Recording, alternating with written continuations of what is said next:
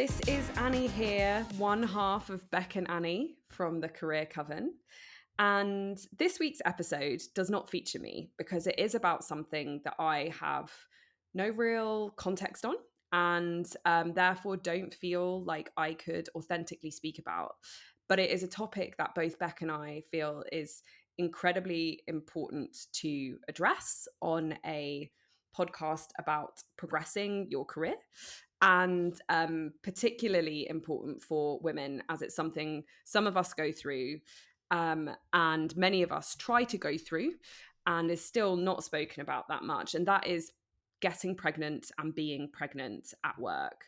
So to allow for an authentic and moving conversation, I put two of my favorite human beings together. One is Bec, obviously, and the other is Alice Pelton, who is the CEO and founder of the Lowdown. I have just worked with Alice for a full year, and I backfilled her while she had her first son.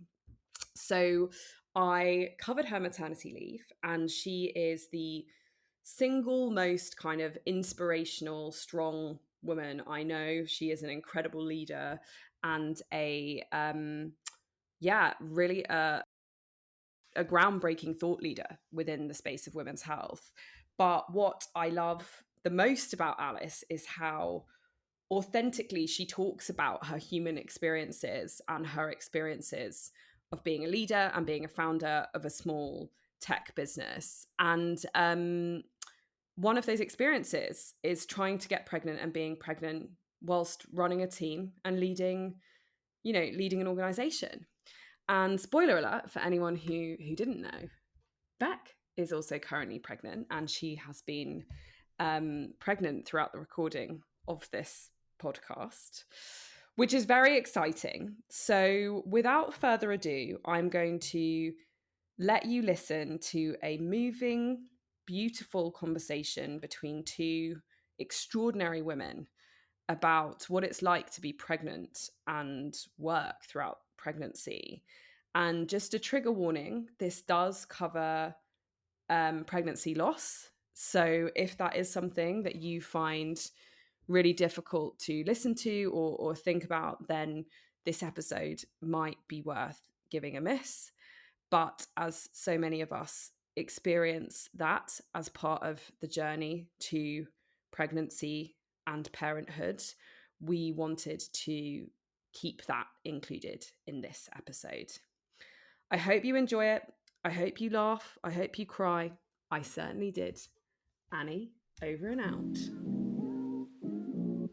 Okay, hi Alice. It's great to have you here.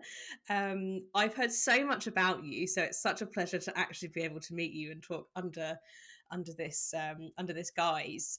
Why don't you introduce yourself to our listeners and tell us a bit about you and how you know Annie? Hi, Rebecca. Yeah, thanks so much for having me. I know Annie because I think back in sort of 2019 or 2020, a lot of people kept telling Annie and I that we were very similar. And so I think I went for a drink with her, and she was had just completed a very successful fundraise for her startup, and I was in a very difficult fundraise for mine. And I just thought she was brilliant, and we've stayed in touch. And my startup is called the Lowdown. It's a women's health research platform visited by over 2 million women a year, and we work with innovators and people in the life sciences space to really help give them an insight into what women want when it comes to their health. I set up the platform because I had tons of problems with my contraception. I also have endometriosis. I also had a difficult journey to conceiving my first son. And I was really frustrated by the lack of data that there is obviously out there in women's health, and wanted to do something to help change that. So on our platform, thousands of women have shared their experiences with these types of products and conditions. And we've collected a really unique real world data set. So yeah, and the reason Annie is particularly top of mind is when I had my son last year, Annie came in and run the Lowdown for me as an interim CEO. So lots of really interesting learnings about pregnancy, birth, and then bringing someone in to run your company. I mean, that's why we're here. Very happy to hear that you've had the healthy birth of your son. I think I've already revealed to the listeners that I'm pregnant. I am 6 months pregnant currently, on a hottest day of the year, talking to the lovely Alice. So I'm actually also really here to learn from you about how you coped with your pregnancy in the workplace. I have found it such a wild journey.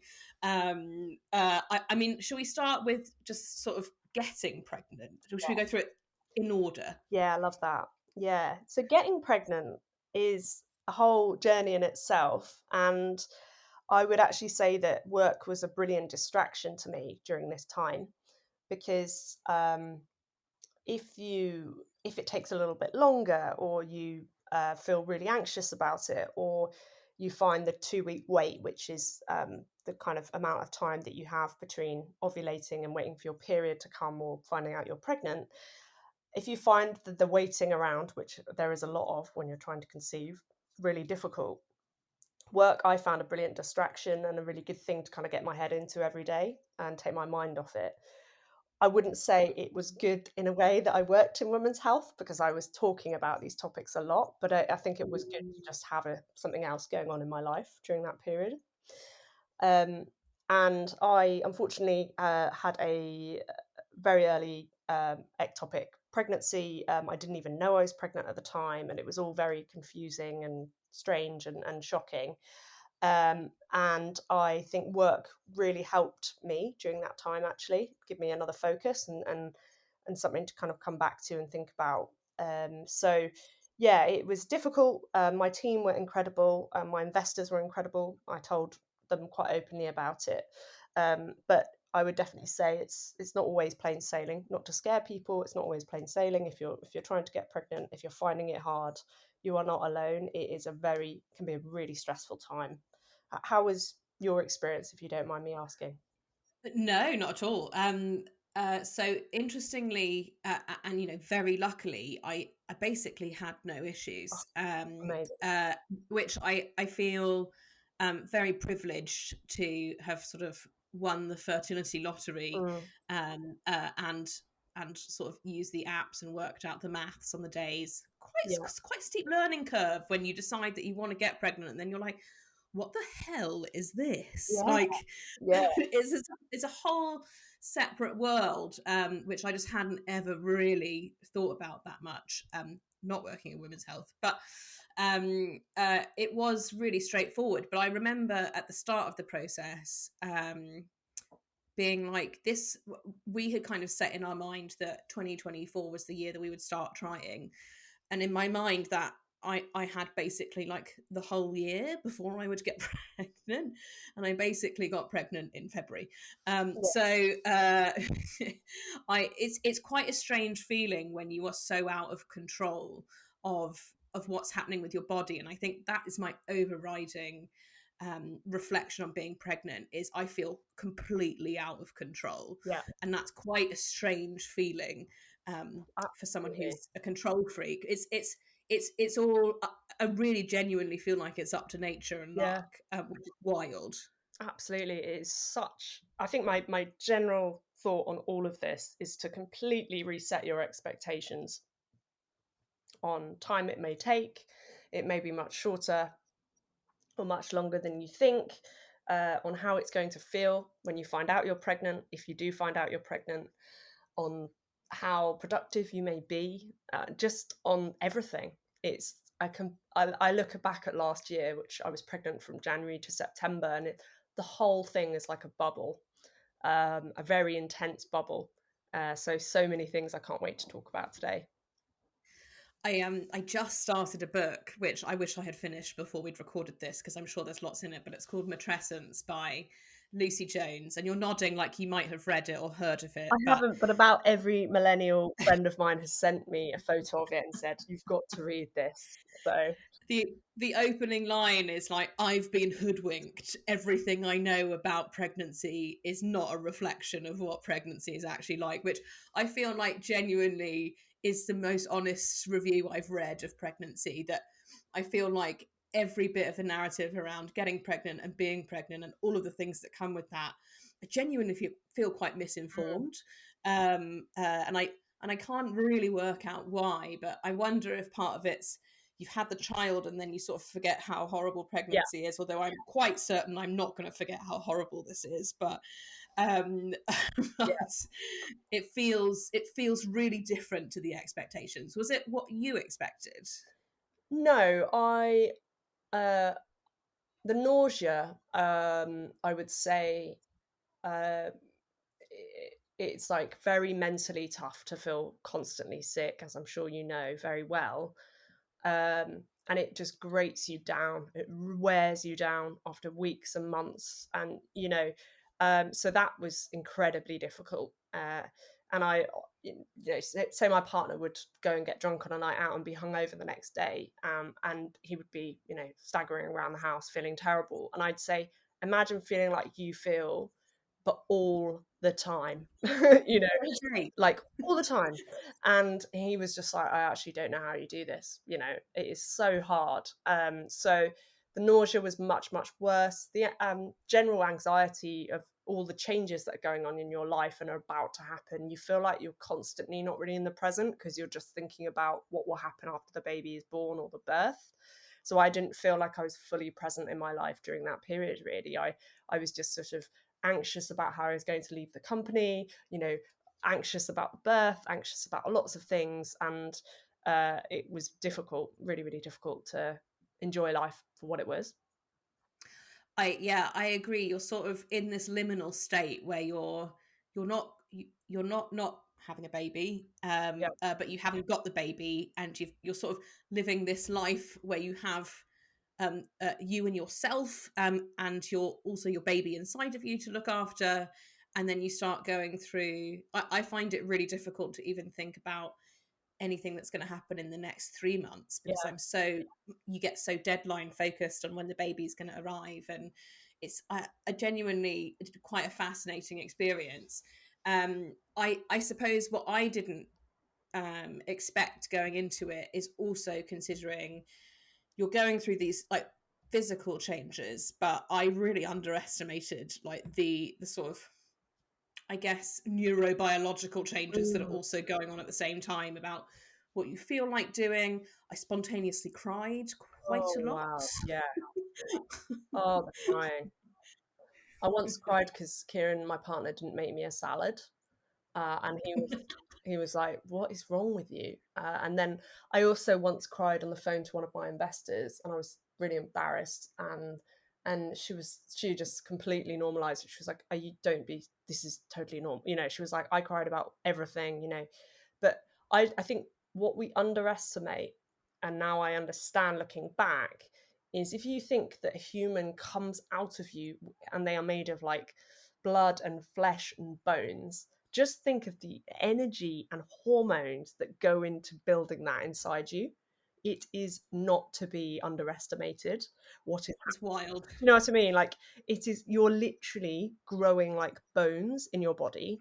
So nothing that's normal for you may be normal.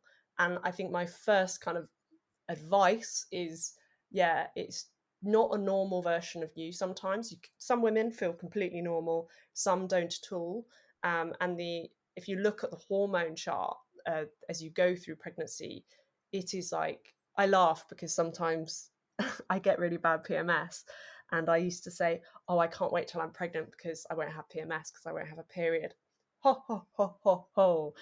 Did I think, Rebecca, that the hormone graph was anywhere what it is, compared to PMS? It is like astronomical levels of progesterone and estrogen and all these other relaxin and everything's in your body that you just feel very different, and it can be a real roller coaster. So yeah, I think my first piece of advice is, when people say you are growing a human, like, you are growing a human, just don't like ignore that. Yeah, I feel like my expectation of being pregnant was that I was like, I'll be a bit tired, I'll want some oat cakes, I'll get a cute bump, and then I'll just go off on mat leave. When actually you have this incredible transformation happening in your body, and at the same time you're just, I mean, I wanted to be like, pregnant women can do anything. Oh, um yeah, I want to fight those stereotypes. That is bullshit. And then when I get to it, I'm like, wow, I can do almost nothing. yeah, And that's very difficult to yeah, reconcile as a career person when you're also meant to be at work at the same time and sort of totally. consistently delivering. How was that for you for the Lowdown? Yeah, really, really hard. I think um, a constant feeling of guilt, like I wasn't doing enough. I had quite bad brain fog through various stages where I just could not think. I could not get, I could not get my head around very basic things. Uh, I was exhausted and often had to go and have naps in the day, which I've never had, in my life. There was probably only about a 6 to 8 week period in my second trimester where I didn't need to nap. Um, I, yeah, I found, to be honest, functioning was incredibly hard. And Mm. I really do agree. And I think the pressure, especially in a startup environment when you are running out of money and time all the time, is so much bigger on you. And that feeling of pressure because you've got a deadline in which to hand over the business or to step away from the business that will just, you don't know when that date will be. You don't know, there's a lot of ambiguity about your business, and we were going through quite a kind of difficult time last year. We'd figured out a few things that weren't working, and I definitely didn't feel like I made decisions quick enough or as effectively enough as I should normally do. Yeah, it was pretty miserable. And to anyone listening to this who's been through something I have like that, or wherever they are in their career or their business, I just have so much empathy for you. It's a really hard time. um, Maybe I should stop moaning and maybe talk about some practical things that helped, maybe. But I think I also think it's helpful to just share the bits that have been openly difficult, because I think some people don't really give enough credit to that. That there is don't get me wrong, I'm incredibly grateful and excited to be pregnant, Yeah, but for me, there is a whole bit of the narrative that was totally missing for yeah, me going into this, yeah, that yeah. I wish I had a slightly more realistic view of, Yes, yeah, going into it, because then I probably would have been kinder to yes, myself about yeah. being less effective, It's about and like, that's expectation. okay. It's about expectation setting. So I've written a list of things that if I'm lucky enough to get pregnant again, I would do. And on the top of the list is, I found weeks 7 to 9 incredibly difficult. I was basically just felt so sick I couldn't function. Why was I working for those 2 weeks? You know, really, do I need to work for that fortnight? No. Like, Mm, why am I stressing myself out? The stress made the nausea worse, the tiredness, everything just is like it can kind of feed off each other. Next time, I'll be like, guys, I'm sorry, I'm going to be useless. I'm checking out for 2 weeks. Sick leave, annual leave, whatever it is, it doesn't matter. I just need to step away and come back.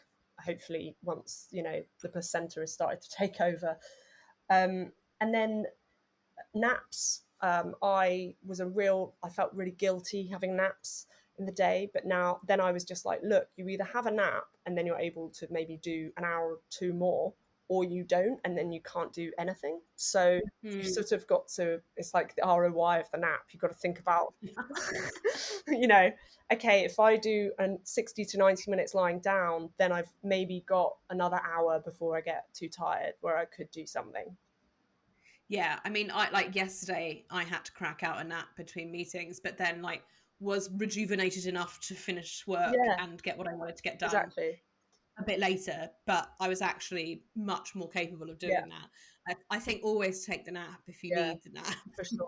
I mean, sometimes it's just not optional. No, Um, I got called out in a meeting today, and someone said, "Are you feeling okay?" And I was like, "To be honest, I just need a nap. I just need 10 yeah, minutes with my eyes yeah, closed."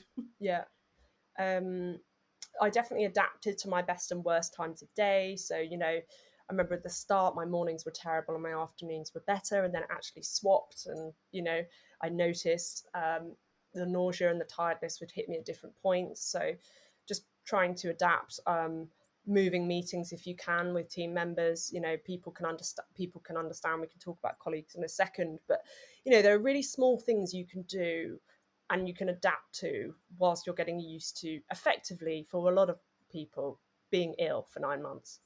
You know, Yeah. like, it's not an illness, but you know, if you had a colleague who was coming in saying, I feel constantly sick, I'm exhausted, I can't stay awake, I can't eat, I can't, you know, stop crying, they would probably be signed off work. But Yeah, you'd be like, go to the yeah, GP, you're having a yeah, crisis. exactly. Yeah. But, and I agree with you, you then feel all these mixed feelings that you are sort of not being that spearhead pregnant person who's, you know, cheerleading from the front and doing everything. So you sort of you beat yourself up that you're not being this high functioning pregnant person, which makes it worse. So yeah, next time, much lower expectations. I kind of think I'd know which weeks I'd take off. I think I would better plan. I remember I had a big decision to make about whether I sold my flat at the time, and Mm. I wish I just made that a couple of weeks before, because as I got more ill and sick, I couldn't think, and you know, just things like that I should just put to bed before, if I could put them to bed before the nausea really kicked in. You raised such a good point there. So we're trying to sell our flat and buy a new place at the same time, and this is a whole separate, different bit of stress that's Yeah, happening in parallel to like your body and yeah, work and all this kind of other shit. And you're like, there is so much going on. It's not just having a baby; it's like a whole transformation of yeah, your life. yeah. And often people are doing like house renovations or moving or buying, or you know, there's always some other like thread that's happening like this that can really stress you out, again, because of the timelines, and your anxiety may be higher, and all of this. So yeah, definitely trying to compartmentalize, or get really good, get like your partner or your friends to help you make. I just sat down with my partner and was like, can you work out if I should sell my flat or not, because I cannot even like figure out the like sums in a spreadsheet, and he just did it for me, you know. And it was such a simple thing, but it was stressing me out, and I just couldn't think about it on my own. Yeah, I mean, definitely, totally agree. My partner has been amazing at kind of outsourcing just Mm, entire problems yeah. entire problems to deal with. I wanted to ask you, what I guess one of the when you're getting pregnant, you spend those really early days wondering, um, rightly or wrongly so, whether you should be telling people, Mm, whether you tell work. For you, it would be your investor. For me, it was when I tell my manager yeah. or when I notify work. Can you talk me through a bit of your thinking around that? Yeah, I had a slightly different experience, because when I found out I'd had an ectopic pregnancy and then a, you know, miscarriage, I hadn't told anyone we were trying, and then what I found was, when I told my mum, you know, and said, Mum, you know, I'm in hospital and whatever, it was such a shock, that because she didn't think we were trying, so she sort of needed 24 hours to get over the news that we were trying before she could sort of fully Mm. kick into, oh, and now I can support you in the fact you've had a miscarriage. And so what I learned was that there is, everyone could do their own thing, I'm not here to preach, but there is a benefit to telling people you're trying, because then, when something does happen, for better or for worse, people, I felt, could be there more for me at that moment. And so we sort of did the rounds of telling everyone the bad news. So then everyone knew we were trying. So then, you know, by the time it was good news, I actually rang my mum, you know, I think the day I was due to, you know, probably the day before I missed my periods, and said, because I was so anxious it would happen again. And I really wanted her to be there for me, and, you know, to support me through that. So I think I'd already told some of my investors about my ectopic pregnancy, so they sort of knew we were trying. And then when I told them the good news, it wasn't really a big deal. You know, it was sort of, we'd already talked about the fact that that was a journey I was on. I told my team quite early on, because it was impossible to hide. And I personally felt like it would have taken me more energy and stress to hide it than than I wanted to. And I think I was about 8 weeks when I told them. it was very obvious. I was much less present online. I was, napping or throwing You just feel like a bag of shit. Yeah, Like, I was like, can't hide that. yeah, and I also didn't want anyone in the team to think it was something they'd done wrong, or or misinterpret it as me being cold with them. And I'm conscious of their feelings, and I didn't want that to happen. So I wanted to sort of say, by the way, guys, super early. I'm really anxious. I'm worried it's, having lots of extra scans, and I'd gone to the early pregnancy unit and everything, and but I needed to just tell people for me, and it was really good because then I felt supported in my team. How did you think about it? I mean, a lot of that resonated with me, and firstly, I think it's worth just acknowledging for you that going through that process of loss, even if you weren't sort of aware of it before, and it was that early, I think is still quite an important emotional bit to acknowledge as part of this, as well as you still having all of those hormones and things going through.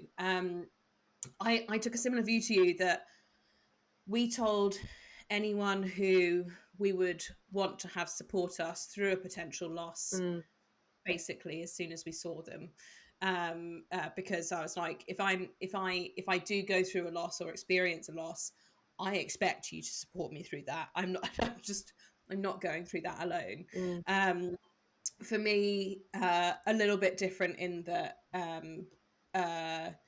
work I have less of a kind of close relationship, as it sounds like you do, with Yeah, your investors in the kind of corporate environment. So for me, the consideration around when to tell work, I mean, legally in the UK, you don't have to tell work until I think 15 weeks before you're due, yeah, which is kind of late, I think, but I didn't really have a choice because I started showing like epically quite early, to, the, to the point that uh, when I'd finally sort of said I'm pregnant, someone came up to me and was like, I thought this a month ago. And I was like, yeah, I know.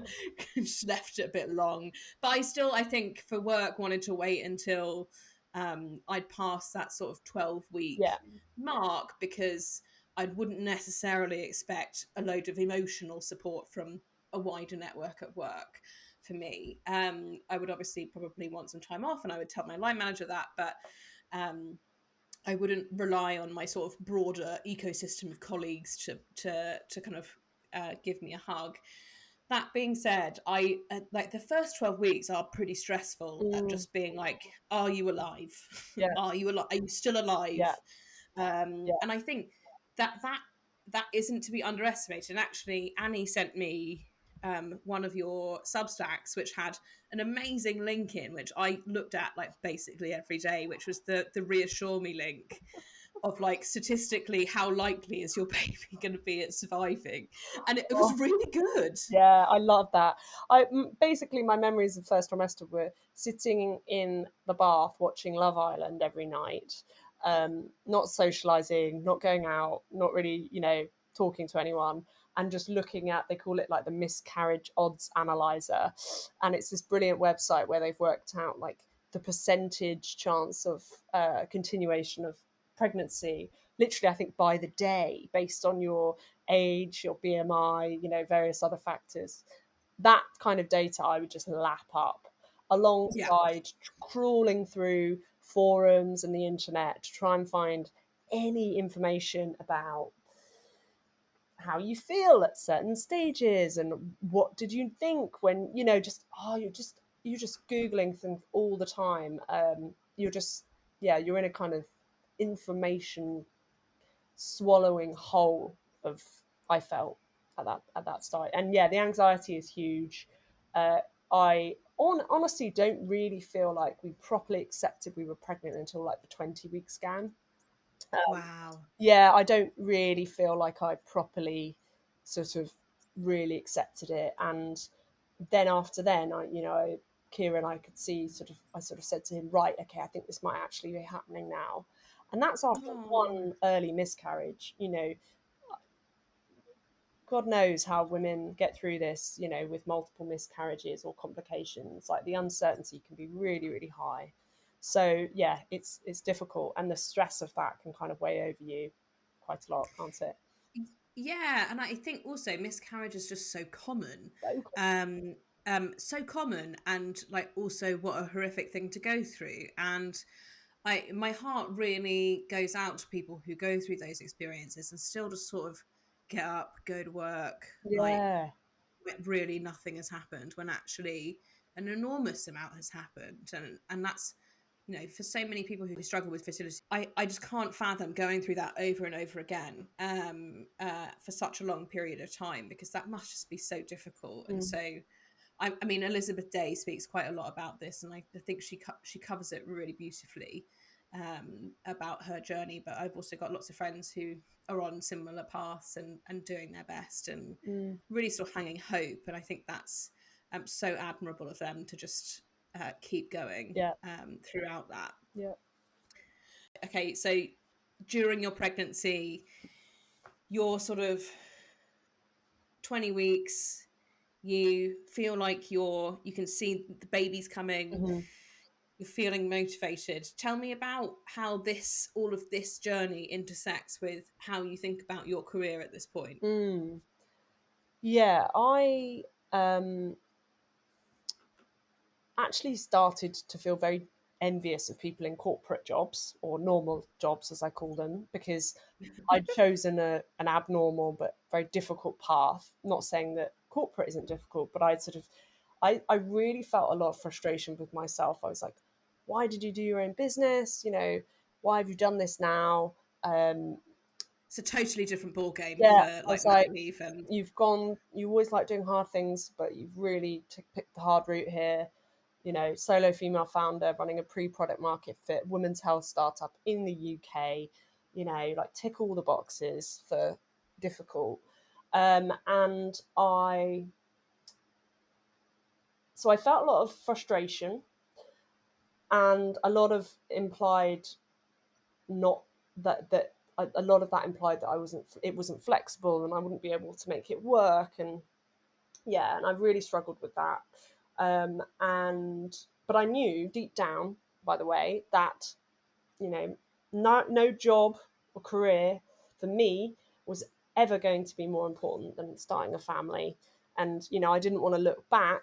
I also had the perspective that I definitely wanted to have a child, and I didn't want to look back in 5, 10, 15 years and think you didn't do that because of work, and, you know, and really regret that. So I knew that it was definitely what I wanted, but I was struggling with the decisions I'd made, and I just felt very stressed about the whole thing. I'm very scared about how I would make it work when the baby arrived and things like that. how did you get yourself through that process? I actually had a bit of therapy. I have a fantastic coach who's also a female founder with, you know, who had a baby. I spoke to a bunch of founders who were mums, and I had a lot of calls with people when I had the energy, or sent them voice notes and was just like, how did you feel about this? What did you do? And I just sort of almost like lapped up information from other people in my situation to normalize how I was feeling, get tips from them. You know, I spoke to a woman called Alice Pelton who started Entrepreneur First, which is an accelerator that we went on. And just hearing her, she said to me, oh, I haven't worked a 5-day week since, you know, my baby or babies were born. You know, I always have Wednesdays off. And it's such a simple thing, but to hear someone who, I don't know if she's still doing that now, but just to hear someone say with confidence that they want to do that for them and their family and their startup or their scale up is fine, was like such a Mm. like refreshing thing to hear. And I spoke to all sorts of founders, you know, from ones that had 2 weeks off to ones that had a year off, you know, just like canvas the world far and wide. And that made me feel better.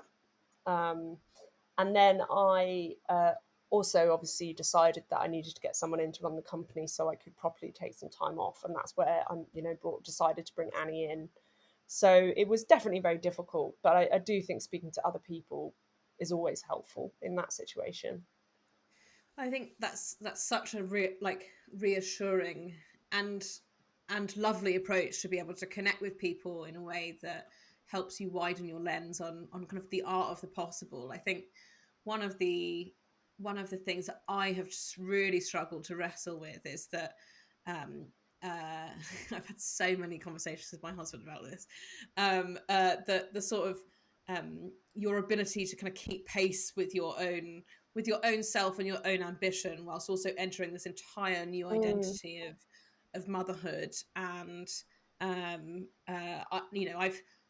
have felt quite a lot of fear around what will happen to my career afterwards.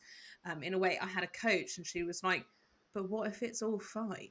Yeah. And I was like, "Yeah, that's a great question." Yeah. I would say that the thing that I found difficult about pregnancy is, at the moment, you're giving up so much, like physically and mentally, um, and you don't know really what's going to come out the other end. And when you become a parent, or when I became a mum, I finally sort of, I remember one of my investors saying it is all worth it, and I Oh, was like, it is, it actually is. Sorry, I'm going to cry. It's just, oh, I'm gonna cry yeah, too. I'm not even pregnant. But it is worth it. And I think the minute he arrived, I was like, yeah, it is, it really is. I just can never get over that feeling, the high that we, Kieran and I both had when he arrived, and the love that we have in our life, and how much we enjoy it, and the fun is hard, but it's also amazing. And that is something that is really hard to see when you've not got it yet, and it's really hard to, Mm. like, imagine what it's going to be like, and how you're going to function, and how you're going to do juggle. But the anticipation is so much worse than actually being in it, because when you're in, Oh, Rebecca, you'll make it work, and it will work, and it will be hard, but you'll be in it, and you'll flex, and you'll function, and it'll be fine. And I just think, like, the worst bit is, like, almost being ready to jump off the cliff, but you're not quite, you're like on the edge of it, and I think that's actually harder. yeah, I think, gosh, that was really quite moving. Do you think if you ever wanted another child, you would still have the same anxieties, or you'd just be like, I know it's cool? Yeah, no, I think at least that anxiety won't be there. And there is anxiety I've seen from my friends going through it, having a second child. They do have that fear just before the second arrives, of how am I going to do this time wise, and how am I going to not spend as much time with my first, etc. So I'm not denying that it's not hard, but I felt this monumental life change was just about to happen, and I was so nervous about that with my career, and my relationship with Kieran, and all of these things. It was at times overwhelming. So yeah, I think it won't be as bad. And also, nothing in life in general is ever as bad or as hard second time round. I do think that as well. That's my, like, other belief.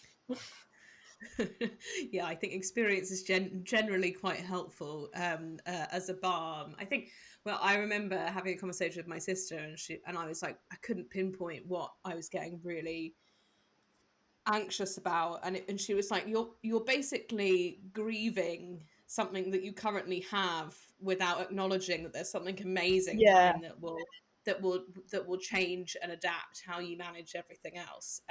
yeah, and I guess, um, yeah, your priorities change, but I've actually found that a very liberating thing. mm, So to put like a positive outlook on that, um, is, you may be wondering, like, oh God, you know, but I might not move as quickly in my career, or whatever. But actually, you still have those anxieties, but you have joy and love in another area, that it sort of fills the two don't compete. I can't really describe it, but there's another priority there. And actually, I found that I'm more balanced, especially as a founder and as a worker. I feel like I have a bit more balance in my brain about the amount of time and mm. energy I put into my startup and my family. And it's, I love that. It's like not that it's not important. It's just got a slightly different weighting. yeah, exactly. I'd still have the same importance, but there's other important things, or just as important things. And that means that I don't stress as much about small things going wrong. I'm better at switching off in the evenings when I come home. um, I can kind of see the bigger picture.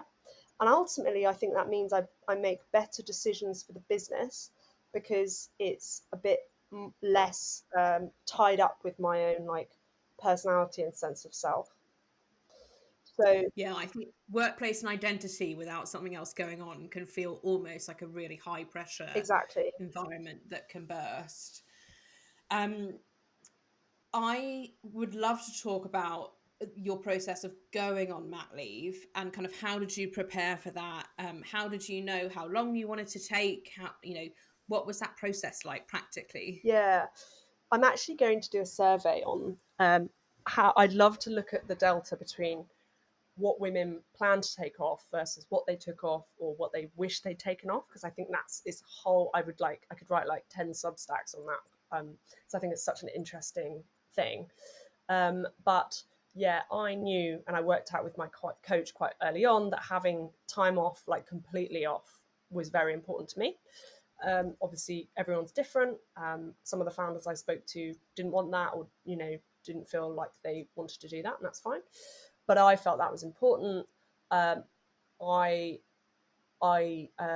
felt like, because of the time of year, it felt like sort of if he arrived in September, then I'd have until January off. That also felt like normal. It kind of felt like a good time to come back.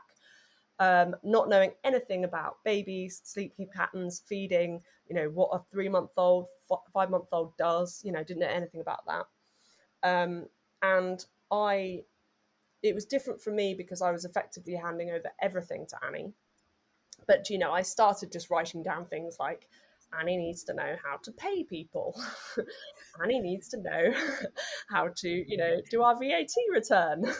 From like the critical stuff to like, Annie needs to know where this login is saved, tiny things. And it was just like, as I was pregnant, I just started writing down things that I thought people should know.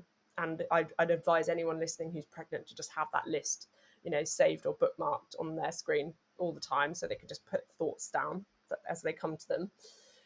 And then when Annie started, I would have probably had a longer handover period with her, but because of various things, we only really had 2 or 3 weeks because they looked like they were going to induce me because he was quite small. And when she started, we started with the critical thing. I was like, if I go into labour tomorrow, at least you know how to pay the team. And everything else, they'll have to just tell you. And then we went, and we just went through that list from most critical to least critical. And I made extensive notes. I recorded looms. And actually we went through that list quite quickly because Annie's super smart and she'd worked on a startup before. So, she was perfect. She was the perfect mat cover for what I needed. And when I was off, then there was that bit towards the end where I felt like I was sort of ready to go, but I was just sort of hanging around a little bit. And then I realised I just needed to log off. There was always going to be another thing I could do, but I needed to cut the cord. And that was a very, and honestly, I'd say that I completely logged off everything and just said, guys, I'm out. And the relief of kind of running the company, pregnant, with all of this over the last 9 months, it was just like the happiest week of my life, I think, after that. He hadn't even arrived and I just sat in the garden. It was a heat wave. And I just sat in the garden and ate Mars ice creams and just was like, oh, geez. You've made it to the finish line. Done it. And I would strongly, and my other topic, which I feel very strongly about, is women when they should go on mat leave. We don't have enough time to talk about how long they should all want to have off, but have you thought about that yet? So I'm looking forward to watching your facial expression as I say this. I've currently booked to start my mat leave 3 days before my due date. I can tell that's maybe the wrong answer. What month are you due in?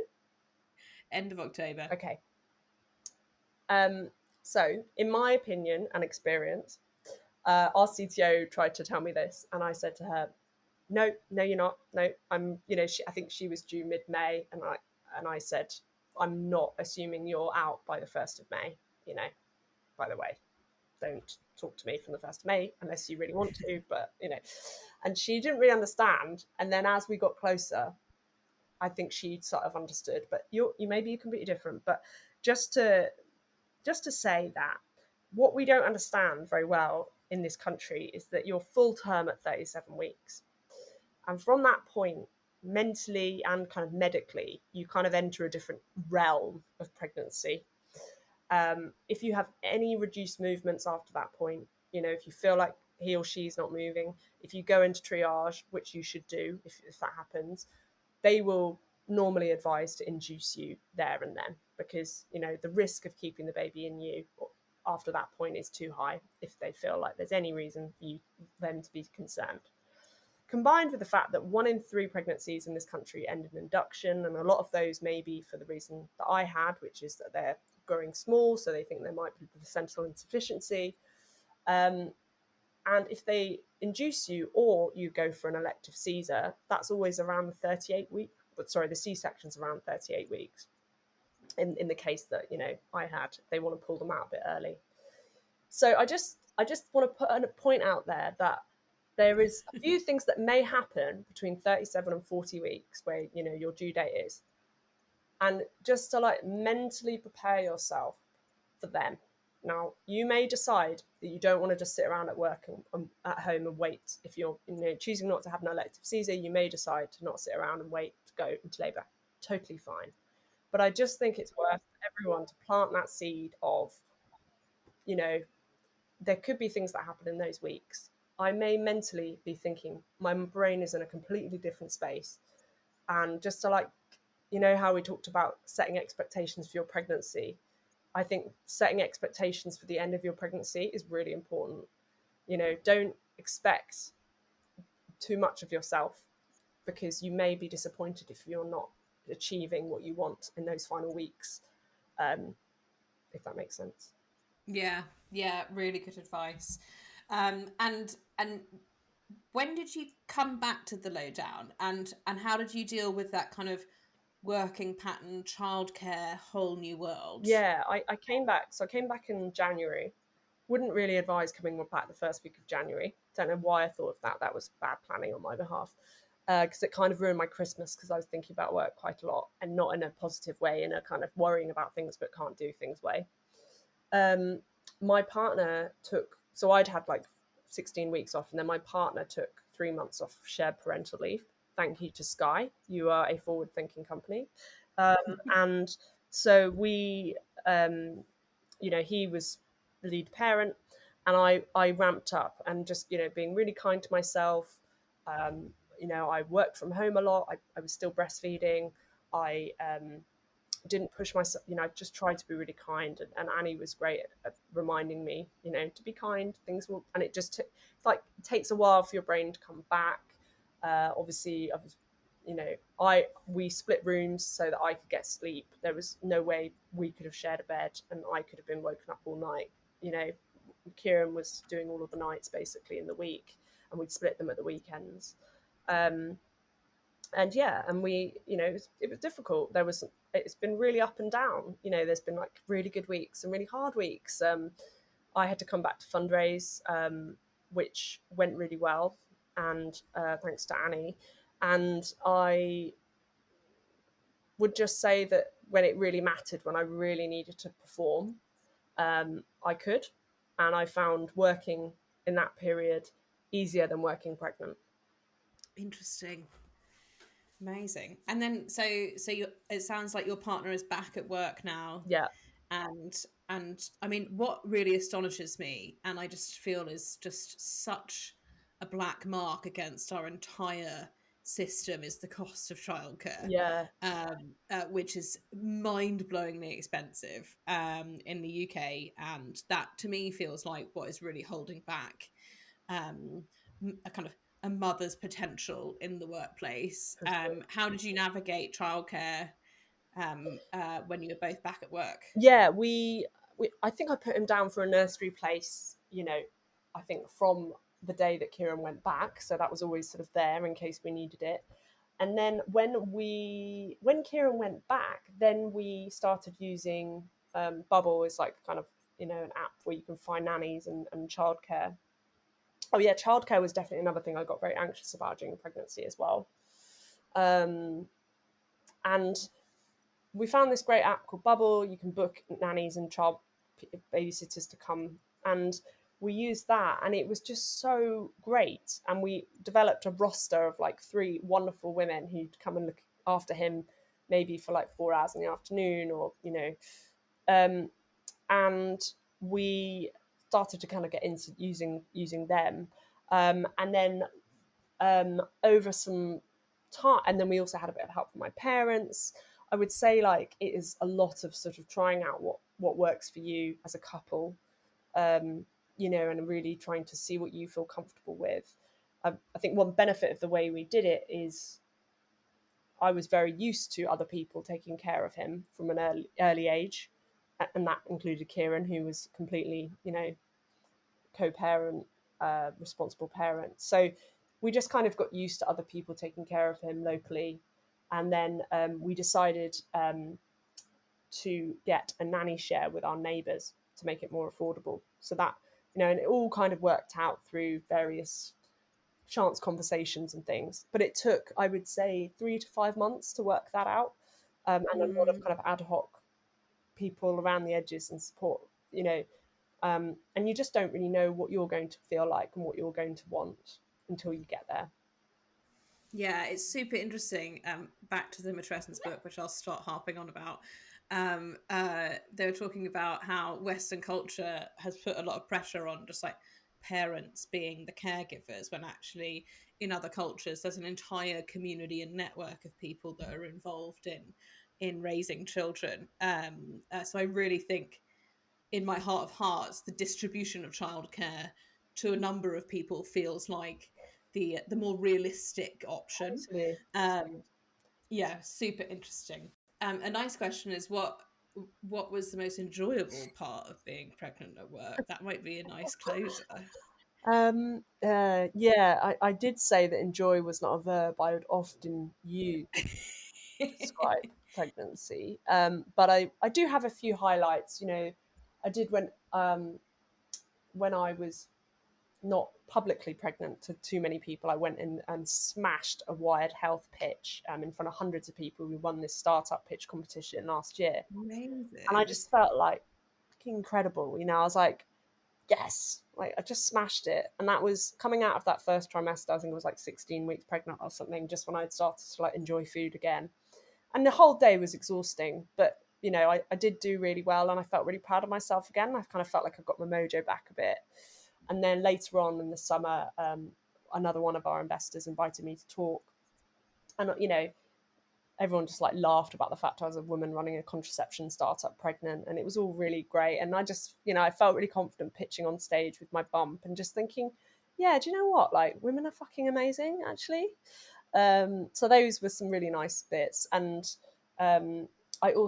we happened to be, obviously it happens when you're pregnant, but Channel 4 got in touch and they were filming this documentary about contraception. And we met like Davina McCall and all of, it's like this amazing day. Amazing. And she came in and met us all. And I was feeling so terrible. I was at the stage where I was like eating a Pret whilst walking to Pret. I was so hungry. And she was just like, and I sort of halfway through the day, it was like this really long filming day, I said to her, oh, I'm actually pregnant. And she was so amazing. She was like, oh my God.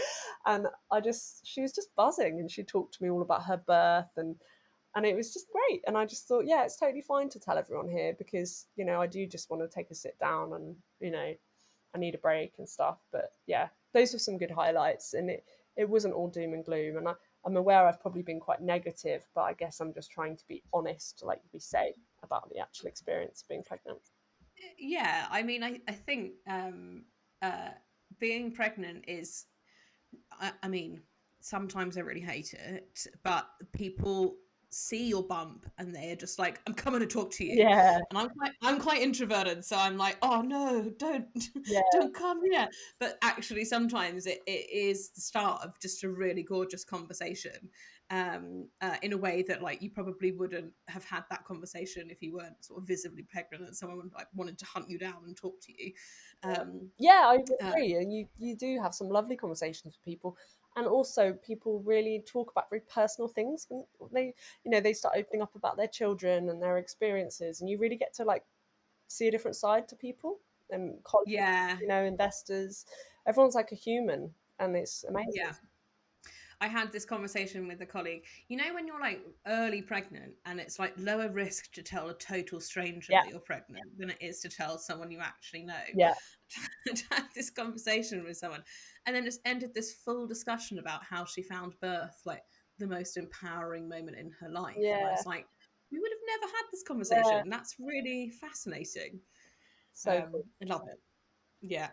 Well, Alice, this has been an absolute joy. Is there anything else on your mind that we haven't covered that you feel like is in your heart, what must go out to listeners? No, just if anyone's listening, they want to follow me on Substack if they have been pregnant, or are pregnant or have had children. I'll be sharing a survey that we're running about time off and maternity leave that I'd love you to contribute to if you'd like to share your story. Amazing. We will put your Substack in the show notes so that the listeners can find it whenever they get around to listening. It's been a real joy to have you. Thank you so much for sharing everything and giving us so much of you today on this extremely hot day Yes, I hope you feel in okay. London. My feet are quite large today, but such is life. All right. Thanks, Thank everyone. you. Bye. Bye.